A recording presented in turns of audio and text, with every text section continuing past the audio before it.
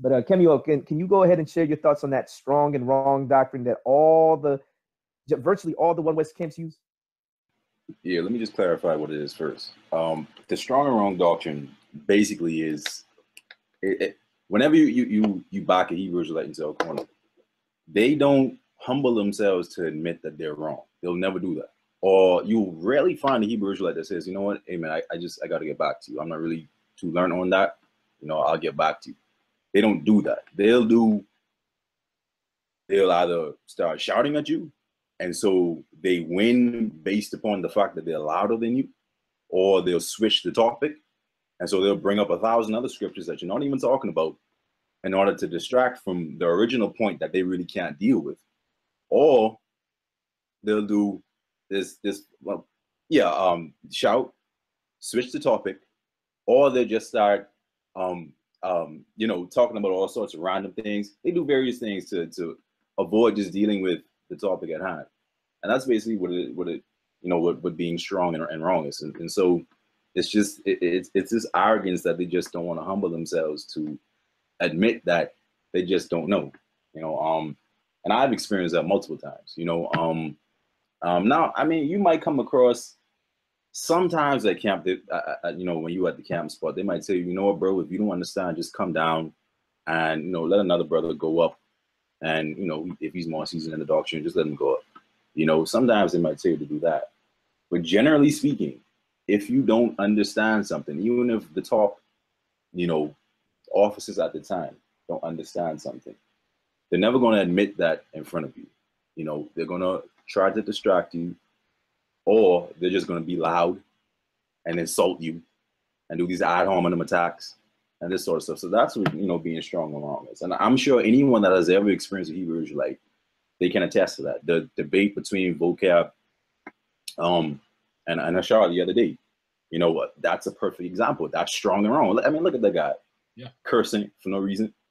I think G-Con was in that too, so he knows what I'm talking about. Like, that's a perfect example of what strong and wrong is, Yeah, exactly. And real quick too, man, just to kind of get a little more out of that. In essence, they're teaching their members to lie. They're basically telling, it's almost what Paul says in Romans chapter 3. When he talks about when the Jews said, and actually let me pull that up, Romans 3. When he talks about let me see. When he talks about okay, here we go. It's 8. And rather, as we be slanderously reported, and as some affirm that we say, let us do evil that good may come, whose damnation is just. Now, think about that. He said that they were being accused of saying, like, let's do bad things so that good will come, right? That's basically how they were being accused by people. Yeah. But think about that for a second. That's actually what the camps are teaching people. They are literally teaching them, just be strong and wrong. In other words, you are incorrect, but don't let them see you be weak. Yep, that's what they told us. So you're basically lying. Yeah, and Camp 101, man, when I was in Atlanta, because, at Camp 101, that's that training ground. And I remember when I was in Atlanta, that actually happened, man. So basically what it is, you go to camp, let's say, the arch nemesis of Israelites is Christians. So a Christian comes up, let's say, I don't know, he comes up with Galatians 3, because I know a lot of brothers had a hard time trying to use the One West breakdown of Galatians 3. And so that was always kind of a thing you try to avoid. But if a Christian did run to that and you teaching, you're not supposed to let them see you sweat. So brothers will be making up breakdowns, man, that you can't even, they talk about show a precept, you can't even run to a precept for that.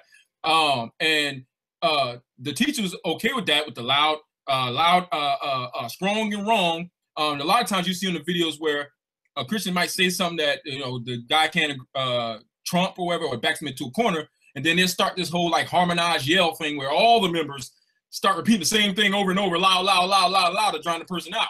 So then the person up leaving because they're not being heard, and then they'll go, the wicked flee when no man pursue, all that kind of stuff. So, but if somebody backed them in the corner and they just kind of throw out any kind of thing, it was okay, because at Camp 101, the next Camp 101, then it'll get worked out. So now you got this person you may never see again that you ran across in the street, that you yelled at, cursed that, told them they was wicked and worldly, and that they was gonna die 2/3 if they don't keep these law, statute, commandments. And you sitting there spreading the false gospel, and it's okay until you get, so that when you get Camp 101, they can get worked out. You just don't want to be look like you don't know nothing. On top of that, bearing false witness. Exactly. Right, because you're going out on a limb to say something that you know isn't true because you can't really prove it. And on top of that, you probably just saying this so you don't look weak in front of this person, so-called, right? Look weak. Mm-hmm. But you're looking even weaker by coming up with this made-up breakdown. Coming up with whatever breakdown that you came up, just shooting from the hip in that moment, just so you wouldn't look wrong. Yeah. Yeah, it's crazy, right? Why you get that Gentile state of mind stuff? Yeah, yeah, but the thing is, to be fair, I think when a lot of these brothers are, at camp or in a debate or whatever, they probably actually believe that what they're saying is correct, and so half the time, I mean, most of the time, I don't even think that they're aware of the fact that they're wrong, and so they're just blinded. They don't know, but I mean, the telltale sign of when they're doing the strong and wrong thing is when they either try to discredit you, attack your character. And I brought up that debate with Hashar because, I mean, it was crazy. Like, look at the kind of things he was talking about. Like, I believe the topic was salvation or something like that, but he's talking about the joining debates and the Paul. Like, bro, what you talking about right now? But it's because he couldn't handle the actual topic at hand. He was trying to discredit vocab, and therefore, by being, more macho, look as if it's like this charismatic thing that it's just, that's what it is, man. So I will say this though, just to add on. I kind of look at the whole strong and wrong thing as a result of what happens when a person is not being led by the Holy Spirit. Whether they think that they're lying or not. I'll say that. I'll give them the benefit of the doubt. Let's just say they think they're being honest in what they're saying, right? But then again, I mean, I wonder, why would it even be strong and wrong, right? Yeah. If you're right, then why even call it strong and wrong? Yes, if you get what I'm saying? Right. If you're right, why call it strong and wrong? You know what I'm saying? So ultimately, what I look at when I see that I guess pride that prevents them from simply saying, you know what, I got to look into that, or you know what, let me get back to you. That would be the honest response, to tell someone, let me look into that, or I'll get back to you another time after I look into that. Or if it's one of these guys at the campsite, to be honest, they should just come out and say, I really don't know, and keep it a buck. But they're not doing that, are they? They're literally trying to show you that their pride is so great they can't admit that they're wrong, so they're just gonna make something up or come up with something just on the spot, randomly, sporadically, probably even contradicting 30 other of the breakdowns that they might have, right? They might say something that completely contradicts something else, not even realize it, And what do they end up doing? They end up probably getting caught up in their contradiction, because if somebody really knows their breakdowns and they come with something like that, they could immediately shift the attention to something else that they've said and said, but wait a minute, you're saying this now, but what about this? And do the contrast, and it's a wrap at that point. Yep. They've exposed themselves. But y'all brothers, as far as, when you guys were in the camp, was there ever a point in time when you guys dealt with that method where it made you feel like, dag, man, what am I doing? Why am I doing this right now? Like, was there ever a point, or would you say that you guys were so blinded in that moment that perhaps it just didn't really cross your thoughts? Yeah, I would say, at least for me, I don't know about Jay, but at least for me, I was blinded, man. So what I was teaching, I thought was right. And what I didn't know, I'm a young brother, I just don't know it at the time being. But I'm sure my elder knows. I'm sure he knows. But, of course he didn't know. What I mean?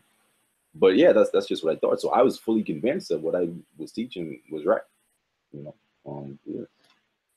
Yeah, definitely. I mean, same boat, same boat, man. I was just blinded, man, and whatever the precept packet said and how the breakdown went, I just parakeeted, man. My understanding wasn't because the Holy Spirit, gave me understanding, or even my teachers gave me the correct understanding. It was Okay, I got this precept packet I came in. I'm totally memorize it. I'm giving this precept test every once in a while to see how much I know from the precept packet. So once I pass that precept packet, I'm pretty much eligible to teach. So, I mean, all you got to do is remember them verses, man. You don't have to have no understanding. It's just remember the verses. So when somebody says the word love, you remember 1 John 3 and 4 because it's got the word love in it. Or law was sin or something like that. 1 John 3 and 4. Love, love. And that actually makes me laugh because when you talk to a brother in the camp and you mention the word love, even when they tell you what love is, it's not in a love manner. It's like, man, what's love, man? Man, love, you don't do harm to your neighbor, man. No, love is keeping the commandments. I mean, like, all right, man. All right. So real quick, I did want to say too, speaking of the whole precept package and all that, yeah. For the two of you, would you both say that, every breakdown that the camps teach, there's like a certain like X amount of like quote unquote precepts, as they like to call, even though, that's, can't believe they don't know the difference between a line and a precept. But yeah, they call lines precepts. But for every precept that they have, for every breakdown, they have a quote unquote precept, right? Or 4 verses that they use that they go to, more or less. Would that be a fair assessment? Here's the proof. I still got it, bro. Every little category, you got like 5, 6, whatever scriptures, and you could. Right. The goal was to remember at least 2 of them. Okay, now watch this. Once you get past those quote unquote precepts, or in many cases some of them are because they are talking about certain rules and stuff like that. But once you get past those verses, the ones that they use for the breakdown, it's pretty much game over for them because they're pretty much left having to use strong and wrong at that point, right? It's like, well, once you show them that they're getting even those things wrong, when you look at them within context, it's like, well, now they got to shoot at, they got to shoot from the hip and be like coming up with something on the spot to try to rebuttal what you're saying, right? Mm-hmm. Ultimately, I guess Ken, could you kind of go into that a little bit, man? Yeah, that's how it is, man. Like for example, you're trained not to understand the context of either the letter or the epistle or the book that you're reading in the Bible, but you're trained to understand a particular verse from each book or each letter. And so, for example, 1 John 5 verse 3, I guarantee you most Hebrew Israelites, I don't want to exaggerate, but I guarantee you a number of them that quote 1 John 5 and 3 have never read 1 John chapter 5 in its entirety. I guarantee you. So they only know 1 John, maybe verse 3 and 4. That's it. I was one. So how many of them have ever read the entire letter of 1 John? How many of them? Probably not that much. If they do it, they have to do it on their own time because they're never going to get that in an actual formal class. And so after you get them past those particular, bundle of precepts, as they would say, then they're basically shooting from the hip. You only got maybe like 3 or 4 bullets in your gun. After you already shoot all those bullets, you got to guess, you start to say little crazy things, or this is what they start to do. This is how they always, exhausted their amount of precepts. They'll start to get a little bit more humble. Bro, why are you coming at us, man? Like, bro, why you don't attack the Christians like this? That's what they start to do. That's when they don't have no more precepts, because if they have more precepts, but they're trying to play humble now because they don't know how to answer you.